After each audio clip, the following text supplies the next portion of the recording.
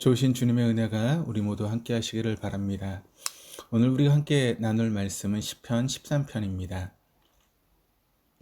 시편의 대표적인 저자는 다윗입니다. 다윗은 150편의 시편 중에서 표제어로 나타난 것만도 73개가 되며 작자 미상의 시들 중에서도 다윗의 시가 일부 있을 것으로 보고 있습니다. 다윗의 시들이 제일 많이 있는 곳이 시편 1편에서 41편 사이에 있고 41편까지가 제1권인데 거의 대부분이 다윗의 시입니다. 제1권 시편들은 대부분 고난 가운데 지은 시입니다. 다윗의 73개의 시들 중에서 46개가 고난의 시입니다.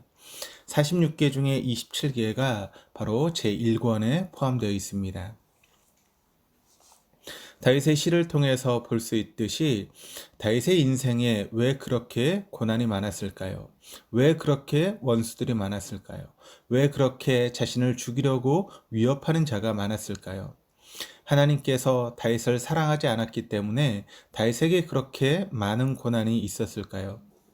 다윗의 시를 보면 다윗이 시리에 빠진 상태와 죽을지도 모를 상황에서 불안하여 탄식하는 것을 많이 보게 됩니다. 그가 도대체 인생을 어떻게 살았기에 그렇게 원수들이 많았겠습니까? 우리 주변에 원수나 원수 같은 자들이 많이 있습니까? 그렇다면 그것이 누구의 문제라고 생각하십니까? 나는 선한 자이고 상대가 나쁜 자이기에 그가 원수가 된 것입니까? 아니면 자기 자신에게 문제가 있어 원수가 많은 것입니까? 화합할 수 있는 상황인데도 양보나 타협 대신 감정적으로 상대를 대처하였기에 상대가 원수가 되어 버리지는 않았습니까? 갈라디아서 5장에 보면 원수 맺는 것은 육체의 일이다 라고 규정하고 있습니다. 즉 원수 맺는 것은 성령의 소욕을 따라 살지 않고 육체의 소욕을 가진 자에게 흔히 일어나는 일이라고 말씀합니다. 우리 역시 원수나 적을 많이 두고 살아가는 사람을 좋은 시선으로는 보지 않습니다. 그렇다면 다윗은 왜 그렇게 원수가 많았을까요? 다윗이 육체의 일을 행하는 그런 삶을 살았기에 그렇게 원수가 많았을까요? 물론 다윗이 그런 사람이라고 생각하는 교인들은 없을 것입니다. 하지만 시편의 다윗의 시들을 읽으면 읽을수록 다윗은 너무나 처참한 삶을 살았다는 그런 생각이 들게 됩니다. 왜 그는 편안하게 살지 못했을까요? 편안하게 하나님을 경배하고 또 주어진 삶에서 가족들과 편안하게 살지 못했을까라고 하는 생각이 듭니다. 우리가 여기에서 중요하게 고려해야 될 사항이 있습니다. 그 원수가 어떻게 발생했느냐 또는 그 원수의 정체가 무엇이냐라는 점입니다. 내가 힘쓰고 애써서 원만한 인간관계를 형성하면 원수가 사라지고 아울러 그것이 인생을 지혜롭게 살아가는 길이라고 생각할 수도 있을 것입니다. 그런데 모든 인간관계를 원만하게 만들어 편안하게 살아가고 있다면 그것이 과연 의의 길을 걸어가고 있다라고 단정할 수 있겠습니까? 그것은 오히려 의의 길이 아니라 비열한 삶을 살아가는 길일 수도 있습니다. 다윗의 많은 시들이 고난 중에 탄식과 울부짖음의 시들이며 시편에 포함되어 정경으로 자리 잡고 있다는 사실은 무언가 시사하는 바가 있습니다.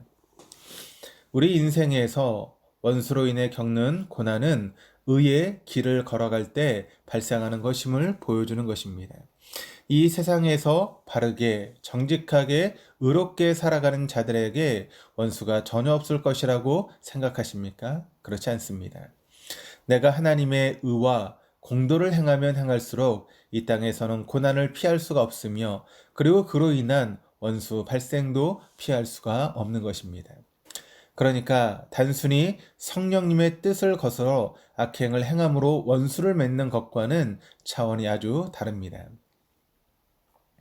의의 길을 갈 때 악인들이 의인의 행위를 못마땅히 여겨 공격함으로 발생하는 고난과 그 공격의 주체인 원수들은 당연히 있을 수 있습니다.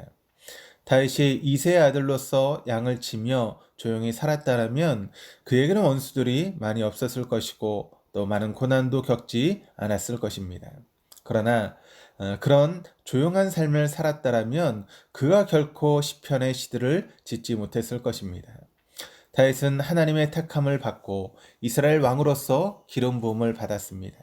기름 부음을 받고 왕이 되기까지도 험난한 길을 걸어갔으며 왕이 된 이후에도 많은 고난과 역경이 다윗에게 있었습니다. 우리는 다윗이 하나님의 부르심을 받고 난 후에 그가 하나님께서 주신 사명을 감당하면서 많은 고난을 겪게 되었고 또 많은 원수를 만나게 되었다는 사실에 주목해 봐야 합니다. 우리들 역시 주일에 예배당에 나와서 출석하여 한 번 예배를 드리는 교인으로만 살아간다면 많은 고난을 마주치지 않을 것입니다. 그러나 그러한 삶은 결코 의인이 걸어가는 복된 삶이 아니며 또한 주님이 주시는 평안을 제대로 누리는 삶도 아닙니다. 주님의 부르심에 합당한 삶을 살아가는 자는 그 길을 걸어가면서 많은 고난과 원수를 만난다 할지라도 주님이 함께 하시기 때문에 그 길이 복된 길이고 그 길이 형통한 길이고 그 길이 진정한 평화의 길이라고 하는 것을 알게 됩니다. 죽을 지경에 이르는 고난과 괴로움 속에서 비록 시리에 빠지기도 하고 탄식하기도 하지만 결국은 하나님을 찾게 되고 또 하나님을 의지하게 될 때 그것이 결국은 복이 되며 기쁨이고 평안입니다. 하나님께서 주시는 복 중에 가장 큰 복은 하나님과 동행하는 복입니다. 내가 힘들고 괴로울 때 그리고 지쳐 죽고 싶을 지경에 이를 때라도 하나님을 찾아 하나님께서 나와 함께 하심을 경험하게 된다면 그것보다 더 큰 은혜와 복이 어디에 있겠습니까? 다윗의 오늘 시를 보십시오. 너무 힘들어 하나님께서 자신과 함께하지 않는다고 느낄 정도였습니다. 1절과 2절을 보면 여호와여 어느 때까지니까 라고 부르짖습니다. 어느 때라는 표현이 1, 2절에 4번이나 나오고 있습니다.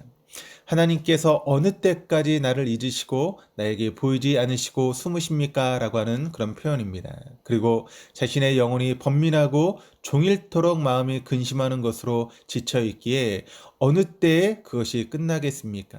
그리고 원수들이 자신을 치며 자랑하는 것이 어느 때까지 지속되겠습니까? 라고 탄식하며 시리에 빠져있는 다윗을 볼 수 있게 됩니다.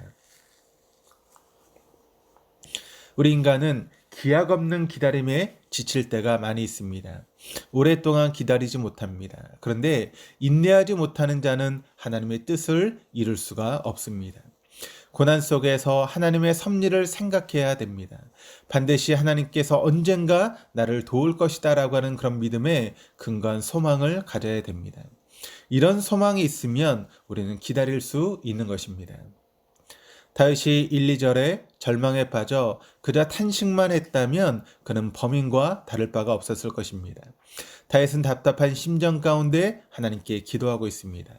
3절 상반절에 여호와 내 하나님이여 나를 생각하사 응답하시고 나의 눈을 밝히소서. 다윗은 빨리 자신의 눈이 밝아지기를 원했습니다. 눈을 밝히소서라는 의미의 첫째는 3절 후반절에 사망의 잠을 자지 않도록 하기 위함입니다. 즉 죽으면 눈을 감게 되는데 눈을 감지 않고 눈을 밝힌다는 것은 사망에서 건져달라는 간곡한 기도입니다.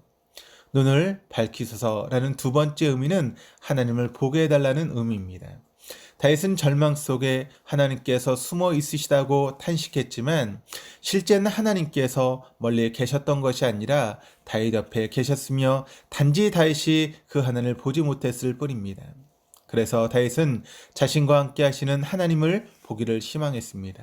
즉 하나님에게 문제가 있는 것이 아니라 자신에게 문제가 있다는 것을 깨달았다는 표현입니다.